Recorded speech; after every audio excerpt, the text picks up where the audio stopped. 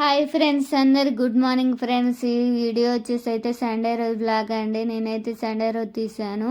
మా మార్నింగ్ వచ్చేసి ఇడ్లీ అండి, ఇడ్లీ పల్లీల చట్నీ. నేనైతే ఇడ్లీ స్టవ్ మీద పెట్టి పల్లీలు అయితే ఇలా ఫ్రై చేసుకున్నాను. ఇప్పుడు వచ్చేసి అయితే పచ్చిమిర్చి జీలకర్ర ఎల్లుల్లి వేసి నేనైతే చట్నీ పడుతున్నానండి మిక్సీలో వచ్చేసి. మా మార్నింగ్ రొటీన్ ఎలా ఉంటుందో, మా లంచ్ ఎలా ఉంటుందో వీడియో తీశాను. తప్పకుండా చూడండి మా డే ఎలా గడిచిపోయిందో సండే రోజు వచ్చేసి అని. వీడియో నచ్చినట్టయితే తప్పకుండా లైక్ చేయండి. ఫస్ట్ టైం ఎవరైనా వీడియో చూసినట్టయితే సబ్స్క్రైబ్ చేయడం మర్చిపోకండి.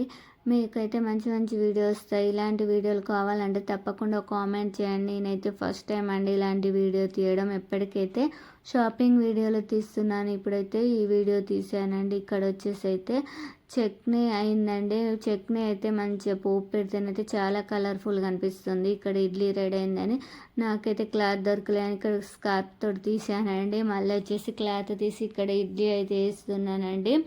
మేమైతే ఇడ్లీలు పల్లీల చట్నీ తినేసి మా టైం అయితే ఇప్పుడైతే 11 అయిందండి. కొంచెం డిమార్ట్ సామాన్ తీసుకొచ్చాను కదండి, పని అవుతుంది.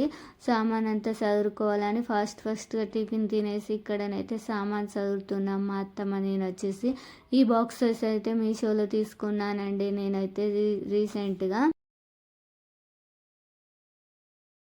తీసుకున్నాను. నాకైతే 10 వచ్చేసాయండి బాక్సులు అయితే. క్వాలిటీ అయితే చాలా బాగున్నాయి.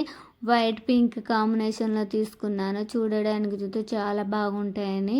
ఎవరికైనా కావాలంటే లింక్ అని కామెంట్ చేయండి, లింక్ ఇస్తాను. ఈ బాక్సులు వచ్చేసి కేజీ పడతాయండి. నేను తీసుకొచ్చుకున్న వస్తువులు అయితే అన్ని బాక్సులలో వేసుకున్నానండి. కాకపోతే ఈ బాక్సులు ఈ వీడియో పెట్టేసరికి అయితే 2 కోతి అయితే ఎత్తుకపోయిందండి. మా బాక్సులు వచ్చేసి అయితే పల్లీలు పోసి పెడితే కోతులు వచ్చేసి అయితే 2 బాక్సులతో పాటు తీసుకెళ్ళాయి. ఎక్కడేసాయో కూడా కనపడకుండా పోయాయండి ఈ బాక్సులు అయితే. నేనైతే త్వరగా చదువుకుంటూ ఉన్నానండి. ఇక్కడైతే మేము ఫెస్టివల్ కోసం థమ్స్అప్ జూత తీసుకొచ్చుకున్నామండి.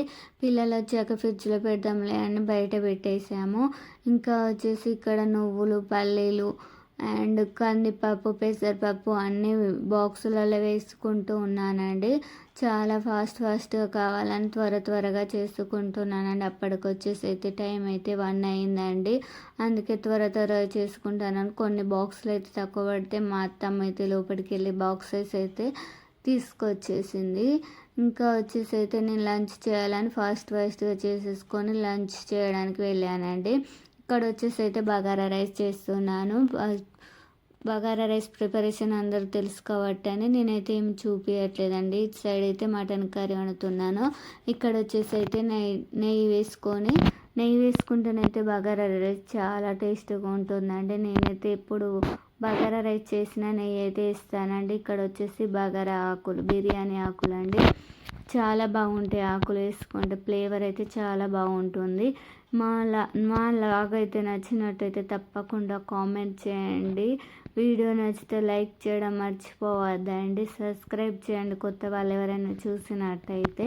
ఇక్కడ వచ్చేసి మా బాక్సులు చూడండి ఎంత బాగున్నాయో, చాలా బాగున్నాయి చూడడానికి కదండి. ఇలా చూస్తూ ఉంటేనే కోతులు వచ్చేసి అయితే 2 ఎత్తుకెళ్ళాయండి బాక్సులు అయితే. వాటికి కూడా నచ్చలేదేమో, అందుకే బాక్సెస్ అయితే ఎత్తుకుపోయాయి.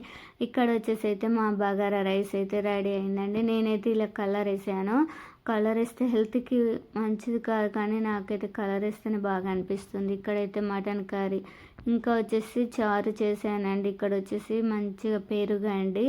నా వీడియో నచ్చితే తప్పకుండా లైక్